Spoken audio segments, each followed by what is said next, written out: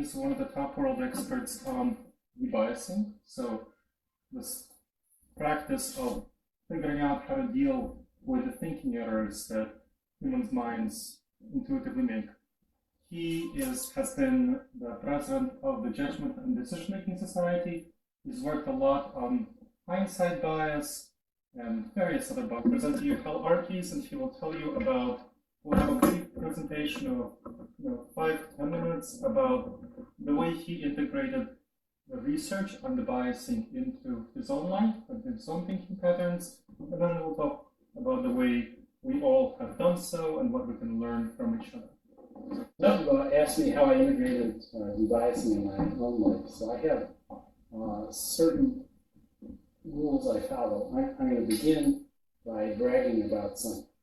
I was part of a project that was sponsored by the intelligence community a few years ago. And they asked people all over the nation, mainly non-professionals, to make predictions about what's going to be the price of crude oil on this day, or will the North Koreans detonate a nuclear bomb by a certain date or so on. And then you had to assign a confidence level. And nearly everybody on the planet is overconfident. You can think of a graph with the x-axis being how often you are correct, and the y-axis being your confidence. Perfect calibration means all the events that you think you're 50% confident of, you ought to get about half of them right. And all the ones you're 100% confident of, you ought to get all of them right.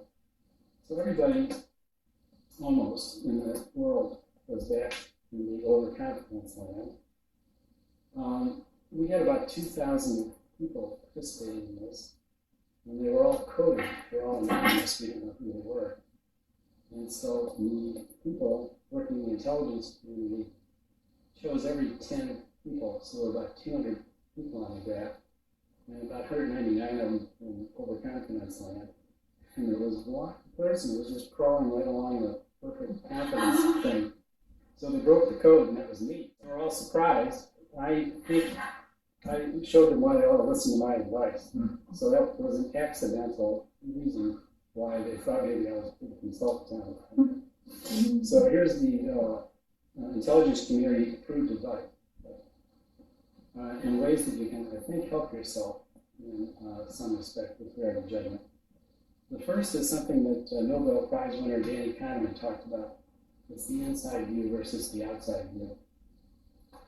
Kahneman talked about a case in which he was part of a group to design a curriculum.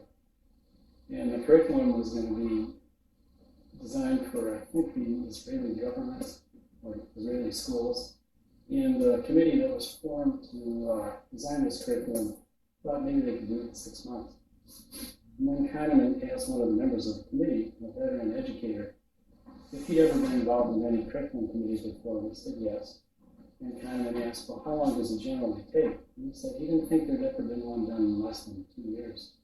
The inside view is the view that you take of your own specific project, of your own specific goal. The outside view is at the base rate. What's the generally accepted time, or how likely is the success over similar projects? We're very highly involved in the inside view because that's our project or our goal. Now, the outside view is much more objective because the outside view amalgamates lots and lots of data points. And so if you can take the outside view, you're going to be injecting into your inside view some really important statistical information that's going to be more objective and it's going to be based on actual history. So if someone asks me about some project I'm working on, I know about the planning fallacy, which means you think you're going to get everything in just the right time, there won't be any impediments, nothing will go wrong, all the inventory will be there on time. But the outside view causes you to think about projects in general of this type. And that's a way to avoid the overconfidence that results in the planning fallacy. So that's hint number one, take the outside view as well as the inside view. The second one is one I mentioned about a month ago when I gave a talk, and that's consider the opposite. That's a strategy to decrease overconfidence. Consider the opposite means that if you come up with the answer that you think is correct, or the point of view that you think is appropriate, consider for a moment the opposite and its plausibility, its applicability to this situation. Often, the thing that you come up with first causes you to have a biased view of subsequent evidence. And if you can take the opposite point of view, you're less likely to distort the subsequent evidence as being supportive. There are a number of articles in psychology which are extremely embarrassing because psychologists are the subjects in the experiment. And they give people sort of a tentative diagnosis or tentative conclusion, and then the people in the experiment who are psychologists tend to see all the subsequent symptoms as being consistent with that. But all the people who are in another group who are given another tentative diagnosis, but exactly the same symptoms, see the symptoms as representative of their alternative diagnosis. But if each of them had considered both diagnoses, I think they would have been less likely to have the confirmation bias that accompanies this premature closure that gets people off on the wrong track and keeps them there. I mentioned a third technique last month, and that's MAUT, multiple attribute utility theory. That's the one I put on the board there. If I have a really important decision like job choice or where I'm going to live, and I have multiple options and I have multiple criteria, then my wife and I sit down and we'll put all the criteria, we will weight each of them by their importance, and then we'll score each of the options on all of those criteria. And then it's just a matter of multiplication and addition. Now, there's nobody to argue with here if you don't like the result, because you did the scoring and you did the weighting and you chose the options. And so if it comes out that Bayonne, New Jersey finishes ahead of Palm Springs, California, well, that's the way it is. And there's no alibis allowed. You can decide, well, that's surprising. Maybe I rated the weather in New Jersey unrealistically high. And then you can do a sensitivity analysis to see if that changes the ordering of the options. But I've suggested that to lots of people over the years who make difficult decisions. It's kind of hard to be biased.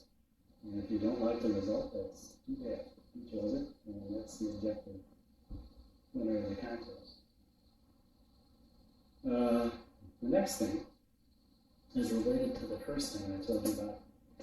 I've done a lot of work on overconfidence, and I've tested hundreds of people over the years, and there have been exactly one person who's not overconfident in all the years I've been testing. So one thing you can do to help yourself here, besides that first example, that is things like consider the opposite, is show little humility. It's difficult for people to do that because we all think we're pretty terrific. But sometimes we're not as terrific as we might think.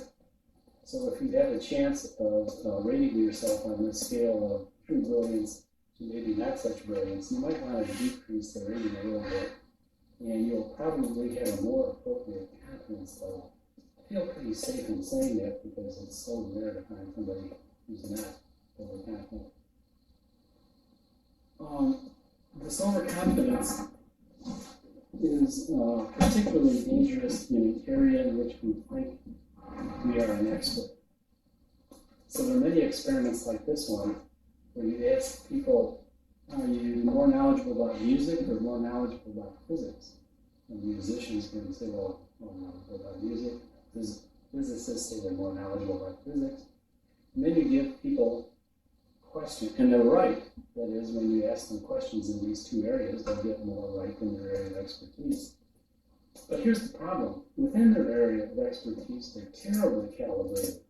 That is, if you think you're an expert in physics, you're going to say that you know just about everything that's ever been known in physics. You will know the boiling point of mercury, for example. You don't know nobody knows the boiling point of mercury. But because you think you're an expert, this causes gross overconfidence in anything in your area, even if it's not something that you would be expected to know.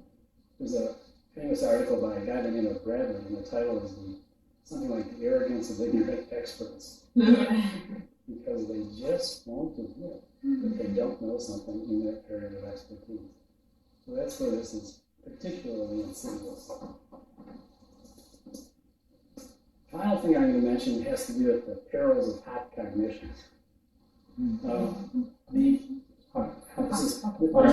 There's a difference between hot and cold cognition. I'll give you an example. When I teach my introductory course years ago, I would always play this trick on the intro students. I'd give them 15 names that they were going to have to remember. And 8 of the names would be nobodies who are males. So like Roy McMillan, who was a shortstop for the Cincinnati Reds about 15 years ago. And I give them 7 names of a very famous female, Marilyn Monroe. So at the end I say, okay, think back and tell me whether there are more men or women on the list. Well, everybody can think of all these famous women, but they can't. Who's that guy? So they therefore all, just about everybody in the class says, well, there are more women on the list. Now this is called a cold cognitive error. That is, it's unmotivated. It has to do with the simple working of the human cognitive memory system. People aren't prejudiced against men or prejudiced for women. It's just the way the human memory works. It's easier to recall these famous people than these nobodies. Hot cognitive error is something different. Hot cognitive error is motivated. So a motivated error might be that I hate ethnic group Z because they're stealing my jobs, and I'm angry about that. And so I'm going to say there's lots of negative characteristics of that group. That's a hot cognitive error. Now, hot cognitive errors get in the way in a number of ways. One has to do with wishful thinking. So fans of various teams have unrealistically high expectations for how super terrific their team might be. Cub fans have been doing this for over a century.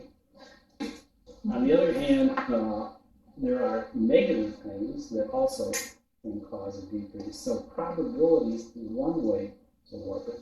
Another problem with hot cognition is the not only the probabilities, but the values of the things that we're trying to predict and cause changes. This is a problem in medicine when I work with doctors.